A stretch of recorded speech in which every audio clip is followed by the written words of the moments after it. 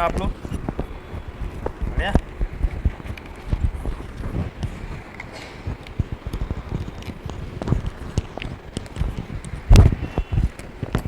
तो कल का कुछ याद है? क्या पढ़ा था कल?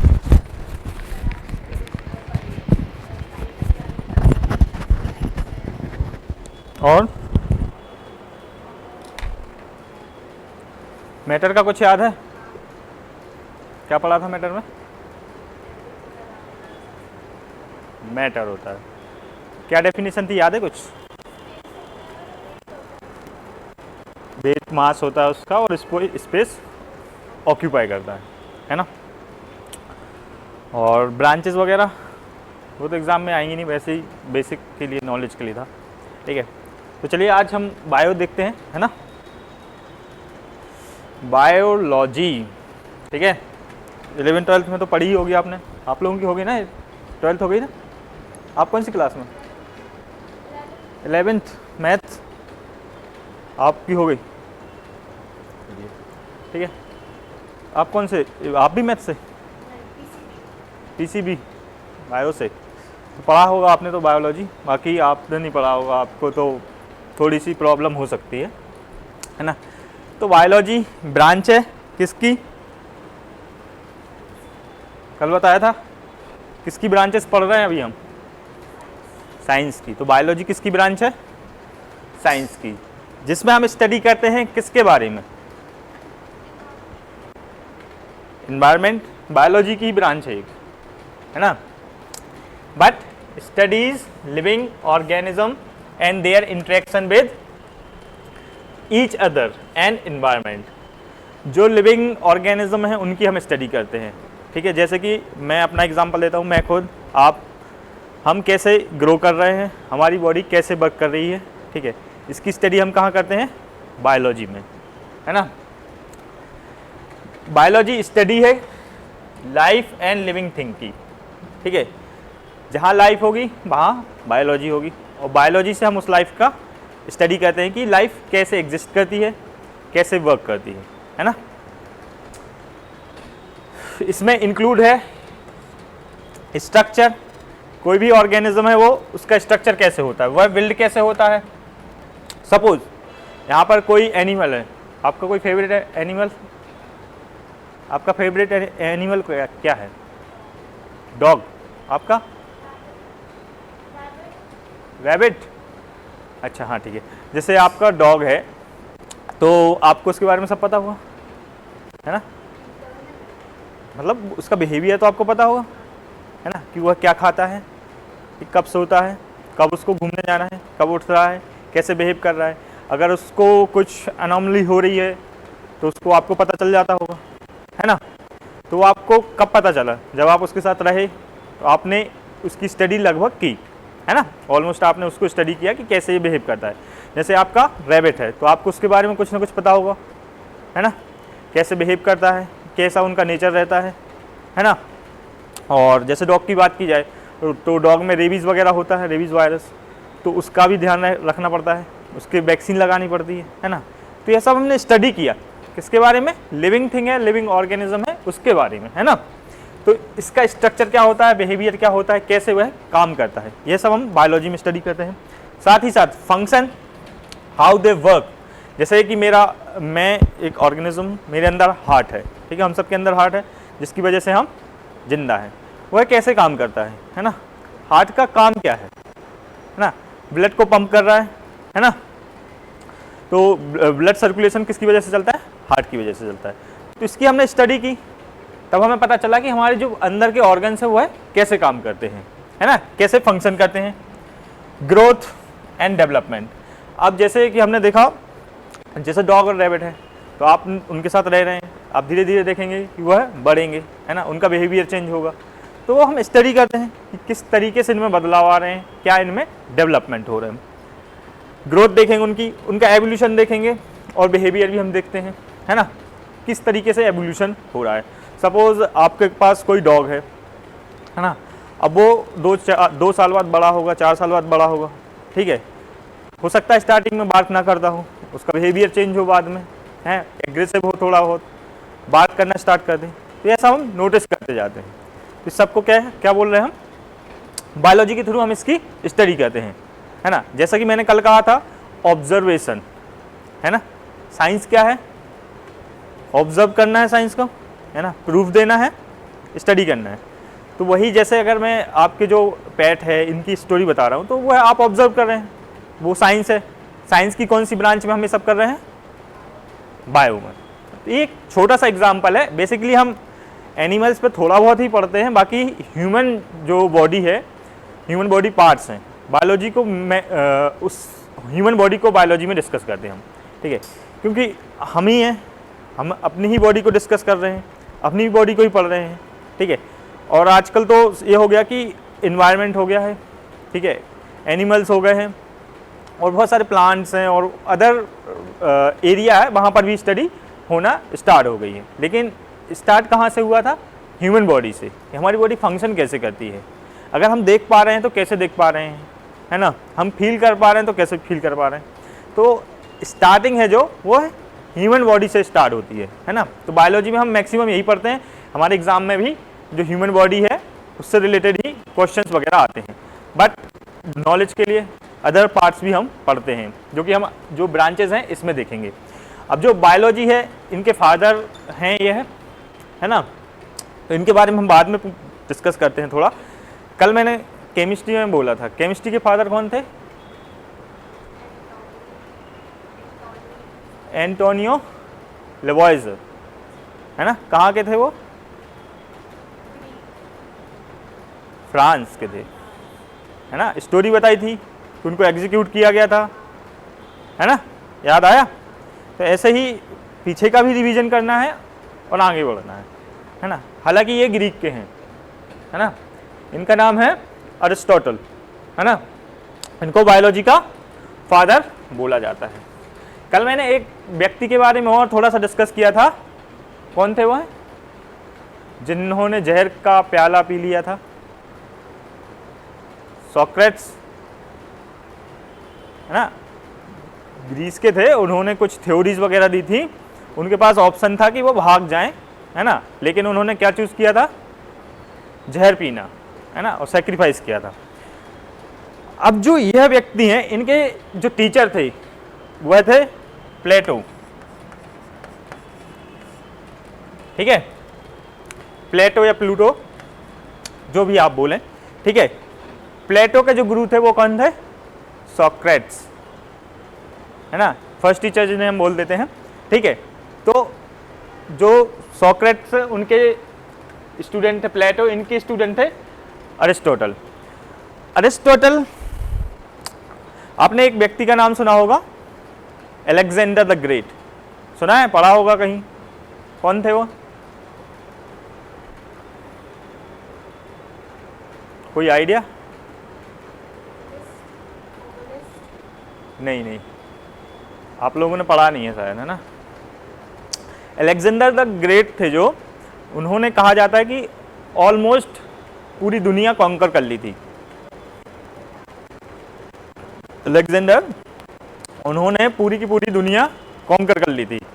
जब वो इंडिया आए थे तो इंडिया में चंद्रगुप्त मौर्य के टाइम पे, जब चंद्रगुप्त मौर्य हो गए थे और अपने यहाँ पर वो थे कौटिल्य थे, ठीक है, जब चंद्रगुप्त राजा नहीं बने थे, उनके पहले क्या नाम था इनका, धनानंद, है ना, धनानंद राजा थे जिन्होंने कौटिल्य का अपमान कर दिया था, इंसल्ट कर दी थी। फिर कौटिल्य ने जाकर जो हमारे चंद्रगुप्त मौर्य थे उनको टीच किया था, उनको सिखाया था, तब जाके इन्होंने धनानंद से, मतलब धनानंद को थ्रोन से आउट कर दिया था। फिर चंद्रगुप्त मौर्य की जो डायनेस्टी है, मौर्य डायनेस्टी, वह शुरू हुई थी। अशोका उनके जो पोते होते हैं, किसके पोते थे, अपने चंद्रगुप्त मौर्य के पोते, अशोका के बारे में पढ़ा होगा आप लोगों ने, है ना। तो जब धनानंद थे उस टाइम पर अलेक्जेंडर इंडिया आया था, है ना। तो आने का रास्ता कश्मीर, पंजाब से साइड से था, वहाँ पर जो 5 नदियाँ होती हैं अपनी, इंडस जो इसकी ट्रिब्यूटरीज होती हैं, वहाँ पर आया था। तब वहाँ पर इनकी लड़ाई हुई थी झेलम में, क्या नाम, पोरस के साथ, है ना। तो वहाँ पर पोरस ने बहुत कड़ी टक्कर दी थी, हालांकि वो हार गया था। पोरस ऐसा लड़ा था कि अलेक्जेंडर, जिसने पूरी दुनिया जीत ली थी, उसका मनोबल टूट गया था और वो वहाँ से वापस चला गया था ग्रीक। अब मैं ये इसलिए बता रहा हूँ कि जो अलेक्जेंडर ग्रेट था उसने लगभग पूरी दुनिया कॉन्कर कर ली, इंडिया नहीं आ पाया लेकिन, है ना। उसके गुरु ये थे, मतलब टीचर थे, अलेक्जेंडर को इन्होंने ही सिखाया था, है ना। तो स्टोरी इसलिए मैं बता रहा हूँ आपको ताकि आपको एक कहानी के थ्रू जो कॉन्सेप्ट रहते हैं वह याद हो जाएं, है ना। तो फादर ऑफ बायोलॉजी कहे जाते हैं। इनका जन्म 384 बीसी स्टैगिरा मैसेडोनिया में हुआ था। डेथ 322 बीसी कैल्सिस यूबोया में हुई थी, ठीक है। मेजर वर्क निकोमेशियन, ठीक है, ethics, politics, metaphysics, poetics, organ. तो इन्होंने बहुत सारी बुक्स वगैरह भी लिखी हुई हैं, है ना। एग्जाम में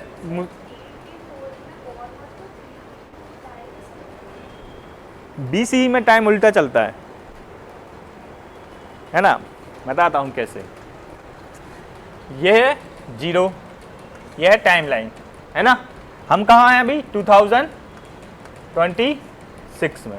आज से 2026 साल पीछे जाओगे तो 0 एक पॉइंट आएगा। इस पॉइंट पे किसका जन्म हुआ था? ईसा मसीह, है ना। जीसस क्राइस्ट बोलते हैं ना हम। इस टाइमलाइन से अगर इस साइड जाएंगे तो एडी होता है, जिसको हम आफ्टर जीसस भी बोलते हैं, अमीनो डोमियो बोलते हैं, है ना।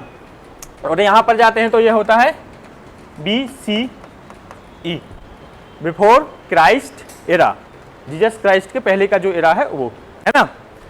अब यहाँ पर क्या होगा, क्या पॉइंट था ये? 384 यहाँ आएगा, है ना। 0 तक जाना है तो रिवर्स जाएंगे, है ना। तो 383 यहाँ आएगा, ऐसे ऐसे करके हम यहाँ पर 0 तक जाएंगे। तो वो रिवर्स टाइम चलता है यहाँ पे, समझ में आया। इस पॉइंट से यहाँ पर बढ़ रहा है और इस पॉइंट से यहाँ बढ़ रहा है, ये 0 में है। जैसे माइनस इनफाइनाइट होता है, 0 होता है, प्लस इनफाइनाइट होता है, वैसे ही है, बस माइनस नहीं हमने यहाँ पर लगाया है ना। आया समझ में? क्लियर? चलिए, इन्होंने स्कूल्स भी बनाए थे जिसका नाम था ल्यूसियम एथेंस में 335 BC में। फिलोसफिकल फोकस था इनका लॉजिक, एथिक्स, बायोलॉजी और टेलियोलॉजी, है ना। मतलब टीचिंग की तरफ इनका ज़्यादा ध्यान था, सीखना है, सिखाना है।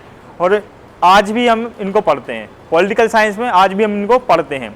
इन्होंने पॉलिटिक्स है जो, इसके बारे में बहुत अच्छी अच्छी थ्योरी दी है ना। तो पॉलिटिकल साइंस का सिलेबस है और ये बहुत बड़ा नाम है जहाँ पर हम इनको डिटेल में समझते हैं, है ना। ट्रेनिंग वगैरह में हो सकता है इनको पढ़ाया जाए आप लोगों को। और इनके जो फुट्स नोट हैं, बुक्स हैं, इनको ही ट्रांसलेट करके आज के समय में हम स्टडी करते हैं। आप अगर आपको पॉलिटिकल साइंस समझना है, पढ़ना है, तो आपको स्टार्टिंग सॉक्रेटिस से करनी पड़ेगी। फिर प्लेटो आए थे, उनकी थ्योरी पढ़नी पड़ती है। फिर प्लेटो की जो गलतियाँ थी उनको सुधारा इनने था, है ना। गलतियों को सुधार कर और जो नया पॉलिटिकल साइंस का जो मैटर था इन्होंने अपने हाथ में लेके उसको मॉडिफाई किया था। आज भी हम इनको पढ़ते हैं, है ना। आगे चलते हैं। Why Aristotle is called father of biology, ठीक है। अब फादर कहा जा रहा है तो कोई ना कोई तो रीजन होना चाहिए, है ना। फर्स्ट पर्सन थे जिन्होंने सिस्टमेटिकली स्टडी किया था किसको? लिविंग ऑर्गेनिज्म को, है ना। उस टाइम पे एक सोचो, आज से 2000 साल पहले की बात है, 2000 साल वो और 385 वो हो गए, 350 मान के चलो, है ना। 2350 साल पहले की बात है। तब उस टाइम पे लोग क्या सोचते थे? आज से आप 50 साल पहले की बात मान के चलो, आज से 50 साल पहले हमारे यहाँ ही लोग नहीं सोचते थे इंडिया में कि क्या है, क्यों है, कैसे हो रहा है ना। तो सोचना अलग चीज़ हो जाती है वहाँ पर। तो इन्होंने लगभग इतने साल पहले सोचा, ठीक है, फिर उसमें प्रैक्टिकल किए, स्टडी की, फिर बुक्स लिखी जिनको आज हम अभी भी पढ़ रहे हैं, है ना। इसलिए बहुत बड़े थिंकर थे ये। इन्होंने क्लासिफाइड किया था प्लांट्स, एनिमल, सिस्टमेटिकली स्टडी की इन्होंने, फिर उसको क्लासीफाई किया, है ना, प्लांट्स को, एनिमल्स को। उस स्टडी के बेसिस पे उनके कैरेक्टर्स वगैरह के बारे में लिखा। फिर स्टडी किया इन्होंने मरीन लाइफ को, एनिमल्स को, इनके बिहेवियर को उन्होंने समझा। इन्होंने फाउंडेशन रखा था बायोलॉजिकल क्लासिफिकेशन का, है ना। जैसा कल हमने केमिस्ट्री में देखा था कि उन्होंने केमिस्ट्री के बारे में कुछ किया, तो उन्होंने बायोलॉजी की फील्ड में ये सब काम किए। इस वजह से फर्स्ट पर्सन है ये, ठीक है, इसलिए से और इस काम की वजह से इनको फादर ऑफ बायोलॉजी कहा जाता है। बायोलॉजी की मेन ब्रांचेस देखते हैं, है ना। देखिए बायोलॉजी की तो बहुत सारी ब्रांचेस होती हैं, ठीक है, 10 से भी ज़्यादा हो जाती हैं, लेकिन कुछ मेन ब्रांचेस रहती हैं जो एग्ज़ाम में पूछी जाती हैं, जो इम्पोर्टेंट भी होती हैं, है ना। जैसे सबसे पहले हम स्टडी करते हैं बॉटनी। बॉटनी एक ब्रांच है बायोलॉजी की जिसके अंदर हम प्लांट्स होते हैं इनके बारे में स्टडी करते हैं, ठीक है। प्लांट्स की वेराइटीज़, प्लांट्स की कैरेक्टरिस्टिक, है ना, क्वालिटीज़, तो ये सब हम इसके अंदर स्टडी करते हैं। इसमें प्लांट्स में फोटोसिंथेसिस कैसे होता है, प्लांट का स्ट्रक्चर कैसे होता है, प्लांट की एज कैसे कैलकुलेट की जाती है, ये कुछ क्वेश्चन होते हैं जो एग्जाम में भी आते हैं, है ना। तो ये बॉटनी के अंदर हम जो जितने भी प्लांट्स होते हैं इनकी स्टडी करते हैं। फिर इसके बाद आता है जूलॉजी, जिसके अंदर हम एनिमल्स की स्टडी करते हैं, है ना। एनिमल का बिहेवियर कैसा होता है ना। एनिमल की एनाटॉमी कैसी होती है, ह्यूमन से कितनी अलग होती है, कितनी सिमिलर है ह्यूमन और एनिमल की एनाटॉमी, तो ये सब हम किस में डिस्कस करते हैं, जूलॉजी में। फिर इसके बाद आता है माइक्रोबायोलॉजी। जैसा कि आपने देखा कोरोना वायरस आया, है ना, याद है, लॉकडाउन थे, घर में थे सब, कोरोना वायरस आया तो तब से हम फोकस करने लग गए हैं वायरस पर, कि आज के समय वायरस बहुत बड़ी थ्रेट है। अभी आपने देखा होगा कि इजराइल, ईरान, अमेरिका वॉर चल रही है, बहुत सारे केमिकल वेपन यूज़ होते हैं। आज के समय में वायरस भी बनाए जाते हैं, है ना। अगर कोई एक वायरस आएगा तो हो सकता है पूरा की पूरी कंट्री में वायरस फैल जाए, जैसे कोरोना के टाइम पे हुआ था, कितना नुकसान हुआ था, कितने सारे लोग मारे गए थे। तो वायरस होते हैं और जो बैक्टीरिया होते हैं, ठीक है, जिनको हम देख नहीं सकते लेकिन बहुत ज़्यादा हानिकारक होते हैं, दे आर वेरी डेंजरस। तो जो माइक्रो ऑर्गेनिज्म होते हैं जैसे कि बैक्टीरिया, वायरस, है ना, बहुत छोटे छोटे, इनकी स्टडी कहाँ की जाती है, माइक्रो बायोलॉजी में, है ना। माइक्रो समझ में आता, मेजर, छोटा सा, है ना। फिर इसके बाद आती है जेनेटिक्स, एनाटॉमी, ये दोनों सिमिलर ही हैं, ठीक है।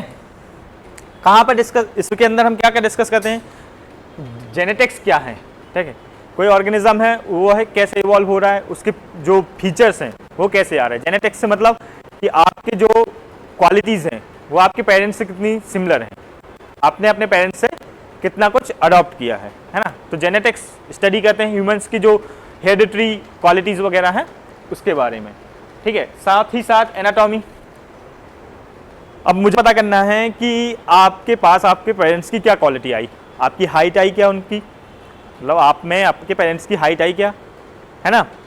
कई बार चेहरा देखते हैं पेरेंट्स से मिलता जुलता रहता है ना, आँखों का कलर, है ना, तो वो जेनेटिक होता है, उसको हम स्टडी करेंगे एनाटॉमी में।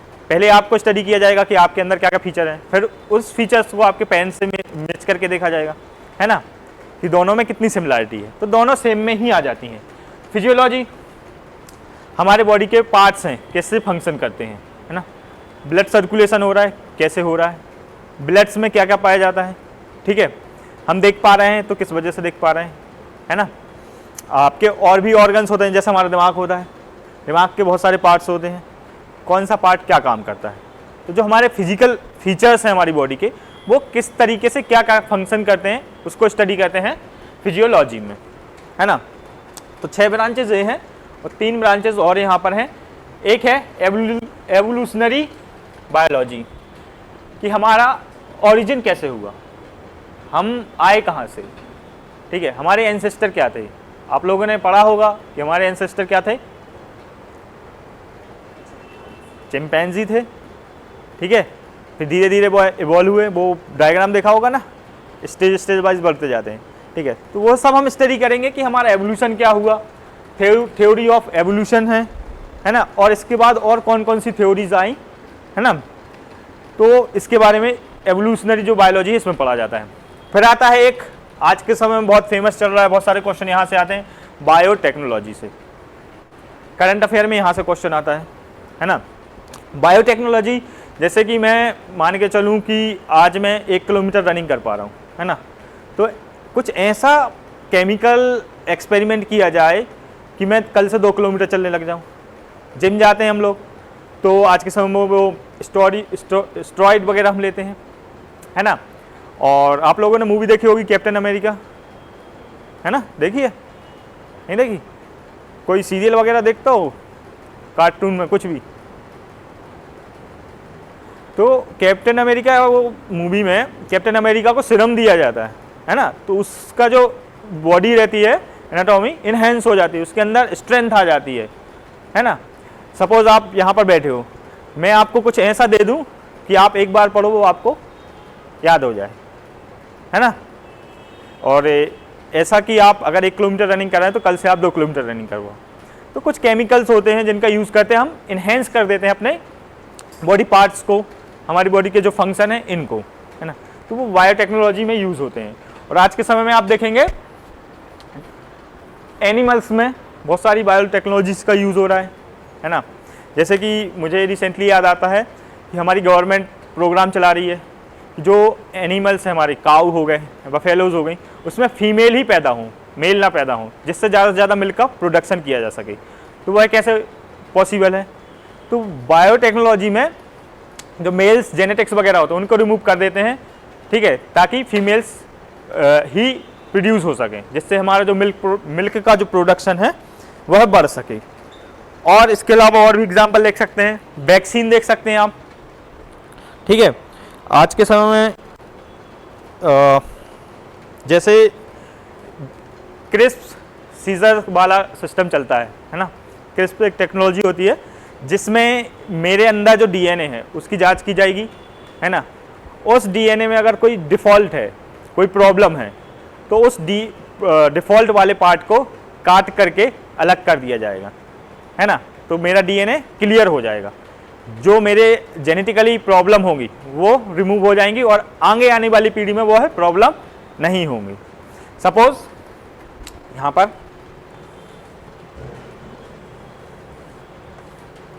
डीएनए का स्ट्रक्चर देखा है, जेनेटिक्स वाला।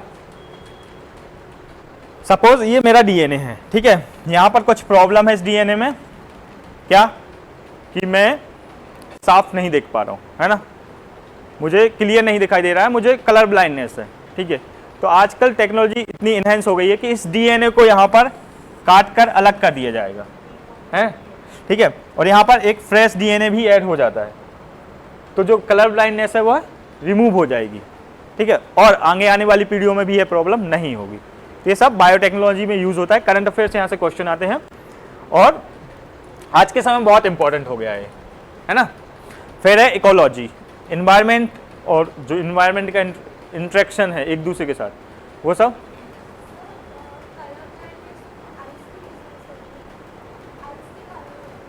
हाँ,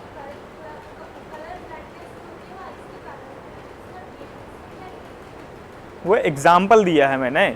सपोज अगर मुझे क्लियर नहीं दिखाई दे रहा है? कैसा?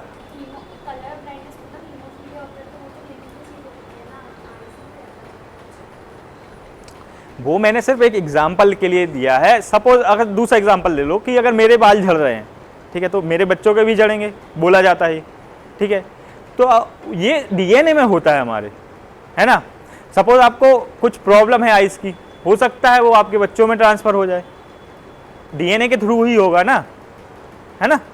वो एक सिंपल एग्जाम्पल लेने के लिए बोला है मैंने। और इसका एक अच्छा एग्जाम्पल यही रहता है, उठा के देखो कि जैसे बाल हैं झड़, कहा जाता है कि वो बाल अगर आपके पापा मम्मी के भी बाल झड़ रहे थे तो वो आपके भी झड़ते हैं, है ना। तो वो डीएनए के कारण होता है।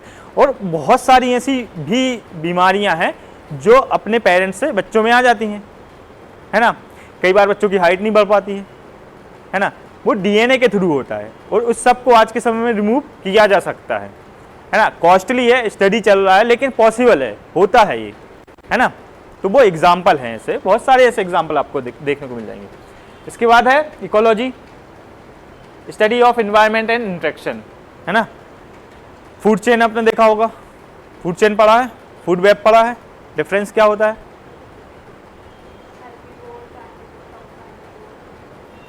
वो तो ऑर्गेनिज्म है कि क्या क्या ईट कर रहे हैं, मैं बोल रहा हूँ कि फूड चेन और फूड वेब में क्या डिफरेंस है?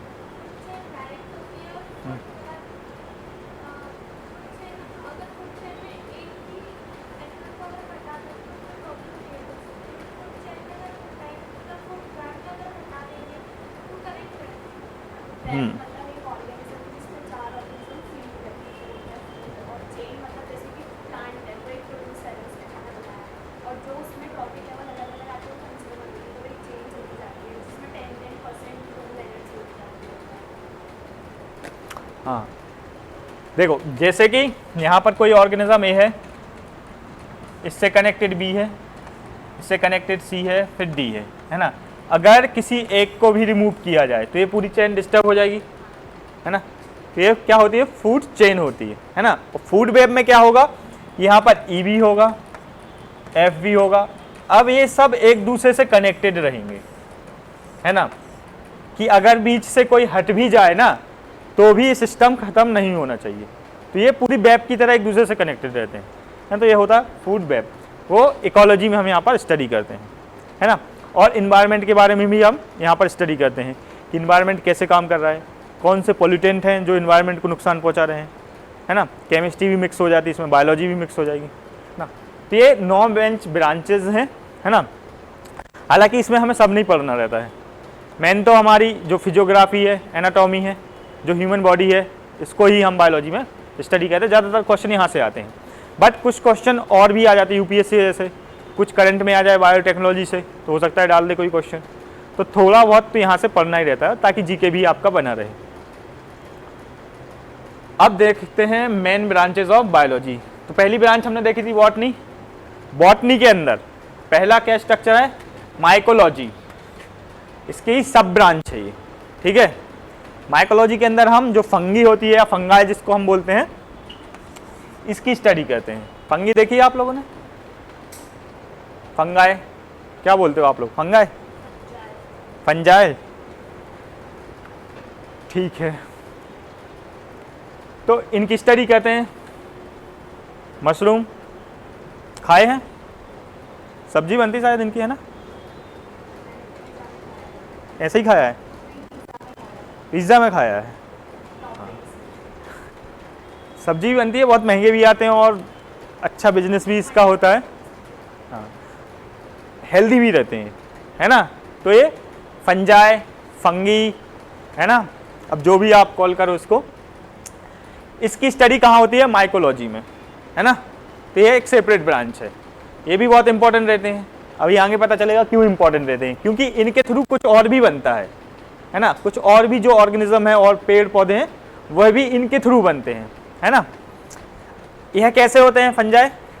यूनिसेलुलर, मल्टीसेलुलर, दोनों ही हो रहे हैं इसमें, है ना। यूनिसेलुलर हैं, मल्टी सेलुलर भी हैं, है ना।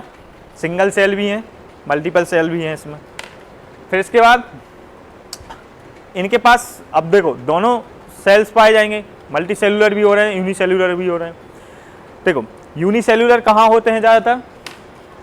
प्लांट्स वगैरह में। मल्टी सेलुलर एनिमल्स वगैरह में होते हैं। अगर दोनों ही इसमें प्रेजेंट हैं तो बिहेव भी कैसे करेगा? दोनों ही टाइप का बिहेव करेगा, है ना। तो यह प्लांट की तरह भी और एनिमल्स की तरह बिहेव करते हैं, ठीक है। बॉटनी के अंदर ही हम इसकी स्टडी करते हैं। अब ये कैसे होते हैं? हेटेरोट्रॉफिक भी होते हैं और सेप्रोफाइटिक भी यह होते हैं। हेटेरोट्रॉफिक पता है?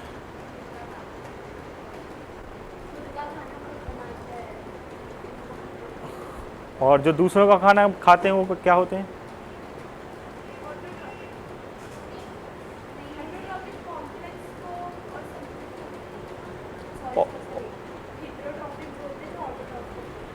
हाँ, ऑटोट्रॉफिक होते हैं जो खुद का खाना खुद ही बनाते हैं, ठीक है। और हेटेरोट्रॉफिक क्या होते हैं? जो दूसरों का खाना। सेप्रोफाइटिक भी ये होते हैं। Their cell wall is made of chitin, ठीक है। थोड़ा बस याद रखो, ज़्यादातर क्वेश्चन नहीं आएगा, है ना, बट बेसिक पता होना चाहिए, है ना। ये तो इसलिए है थोड़ा सा कि ब्रांचेस के अंदर पढ़ रहे हैं, एक क्वेश्चन हो सकता है कभी बाय चांस आ जाए, ठीक है, कोई चांस नहीं है कि क्वेश्चन आए, है ना।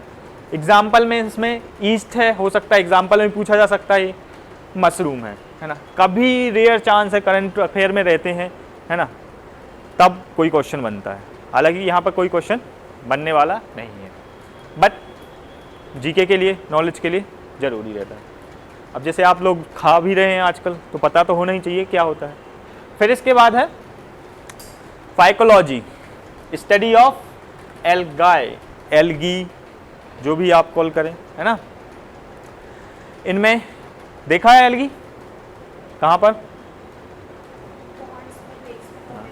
लेट्स, तालाब वगैरह में देखा है, बारिश में छत पर भी हो जाती है, फिसल के गिरते हैं उसमें, है ना। तो एल्गी, क्लोरोफिल पाया जाता है इसमें, है ना। फ्रेश वाटर में भी होते हैं, जैसे हमारे तालाब, कुएं हो गए, है ना, हमारे टैंक हो गए, और सॉल्ट वाटर होते हैं, मरीन वाटर होता है, जैसे समुद्री पानी हो गया, खारा रहता है जो, वहाँ पर भी पाए जाते हैं। अब कलर के बेसिस पे ये 3 प्रकार के यहाँ पर बताए गए हैं। ग्रीन, जैसा कि ये दिख रहा है, जो हमारे कॉमन हमारे यहाँ पर देखने को मिलता है ना। फिर इसके बाद है रेड, है ना, और फिर है ब्राउन एल्गी। इनके साइंटिफिक नेम ज़रूरी नहीं है इतना, क्योंकि क्वेश्चन नहीं आएगा साइंटिफिक नेम पे भी, है ना। तो बेसिक आप याद रखें, क्योंकि बहुत ज़्यादा सिलेबस ऐसे में बढ़ जाएगा फिर, और हेक्टिक हो जाएगा, है ना। कलर के बेसिस पे याद रखो, है ना, ग्रीन, रेड, ब्राउन। और कहाँ कहाँ पाए जाते हैं? फ्रेश वाटर में भी पाए जाते हैं और मरीन वाटर में। हो सकता है क्वेश्चन पूछा जाए कि जो एल्गी हैं वो कहाँ पे पाए जाते हैं। ऑप्शन आएगा, फ्रेश वाटर में पाए जाते हैं, और अपना सॉल्ट वाटर में भी पाए जाते हैं, मरीन वाटर में, है ना। दोनों में ही नहीं पाए जाते हैं, है ना, ज़मीन में होते, पानी में नहीं पाए जाते, और इनमें से कोई नहीं, कुछ भी। तो पता होना चाहिए कि ये दोनों जगह ही पाए जाते हैं। यूपीएससी क्वेश्चन पूछता है एनडीए सीडीएस में, आप लोग सीडीएस एनडीए दोनों